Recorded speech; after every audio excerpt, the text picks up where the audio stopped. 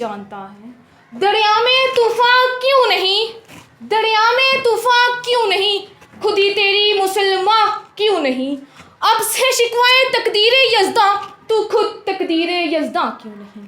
جناب صدر، محترم سامعین کرام، السلام علیکم۔ آج کے اس باشعور ایوان میں میرا موضوع سخن حکیم الامت شاعر مشرق ڈاکٹر علامہ محمد اقبال کا ایک ایسا شعر ہے جو امت مسلمہ کے لیے ایک تانا تو نہیں مگر خواب غفلت سے جگانے کے لیے ایک نکارہ خدا ضرور ہے۔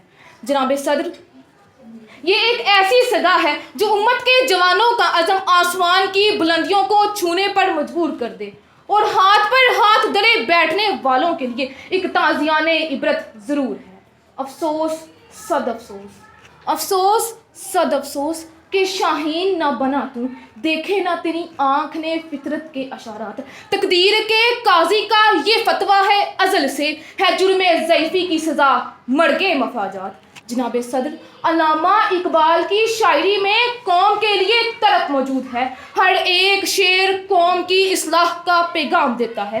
کبھی وہ اصلاح کے کارنامے یاد دلا کر مسلمانوں کا لہو گرماتے ہیں تو کبھی وہ آسمان پر کمندیں ڈال کر مسلمانوں کو دعوت عمل دیتے ہیں تو کبھی حبہ رسول کا درس دینے کے لیے حضرت اویس کرنی رضی اللہ عنہ کا قصہ چھیڑ بیٹھتے ہیں۔ نقشہ بے ایمانی میں ایک رنگ حقیقت بھر دیا، نقشے بے ایمانی میں ایک رنگ حقیقت بھر دیا، مرد آہن تو نے ناممکن کو ممکن کر دیا۔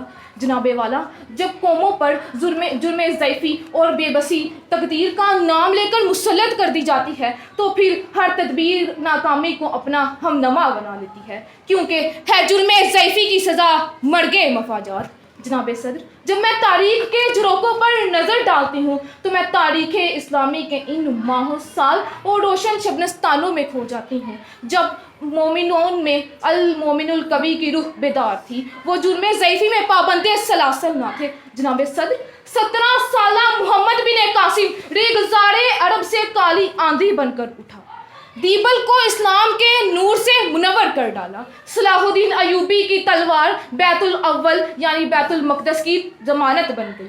یہ جہاد اللہ کے رستے میں بے تیغ و سفر، یہ جہاد اللہ کے رستے میں بے تیغ و سفر ہے جسارے تیافری شوق شہادت کی صدر۔ جناب والا، ایک طرف سلطان ٹیپو تو دوسری طرف سراج الدولہ کے خون کے قطرے چینخ چینخ کر پکار رہے ہیں کہ ہم اقبال کے غیرت مند اور بلند پرواز شاہین ہیں، ان کے لیے ہی تو اقبال کا قلم تڑپ کر بول اٹھتا ہے۔ خشکیوں میں کبھی لڑتے تو کبھی دریاؤں میں، خشکیوں میں کبھی لڑتے تو کبھی دریاؤں میں، دی اذانیں کبھی یورپ کے کلیساؤں میں، شاہ آنکھوں میں نجسی تھی جہاں داروں کی، کلمہ پڑھتے تھے وہ چھاؤں میں تلواروں کی، ٹل نہ سکتے تھے اگر جنگ میں اڑ جاتے تھے، پاؤں شیروں کے بھی میدان میں اکھڑ جاتے تھے۔